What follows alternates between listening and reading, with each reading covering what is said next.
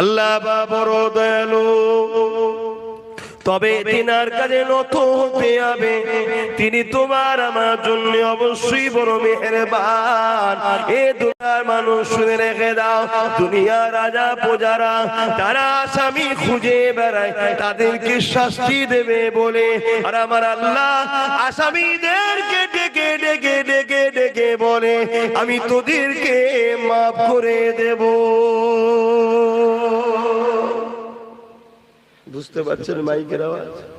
দুনিয়ার রাজা মহারাজারা আসামি খোঁজে শাস্তি দিবার জন্য, আর আমার আল্লাহ আসামি দেখে মাফ করার জন্য। জোরে বলুন সুবহানাল্লাহ।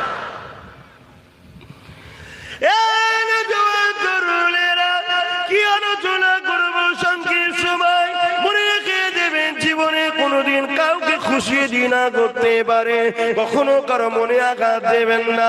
আল্লাহ সৃষ্টিকে কখনো জুলুম অত্যাচার করবেন না। আল্লাহ রাসূল জানিয়ে দিলেন লা ইয়ারহামুল্লাহু মান লা ইয়ারহামুন্নাস, যে মানুষকে ভালোবাসে না আল্লাহ দয়া সে পাবে না।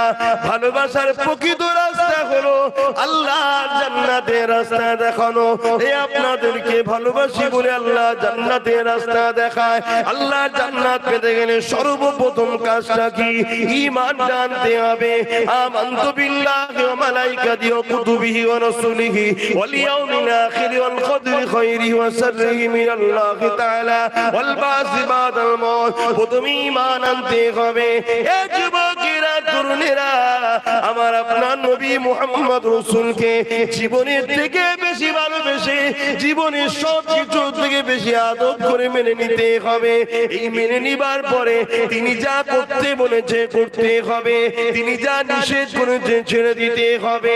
এ যুবকেরা, আল্লাহ নবী জানিয়ে দিলে এ বিশ্বে মানুষেরা তোমাদের জন্য তোমাদের রব একটা আমার রোজাকে ফরজ করে দিয়েছে, একটা আমার রোজাকে রাখতে বলেছে।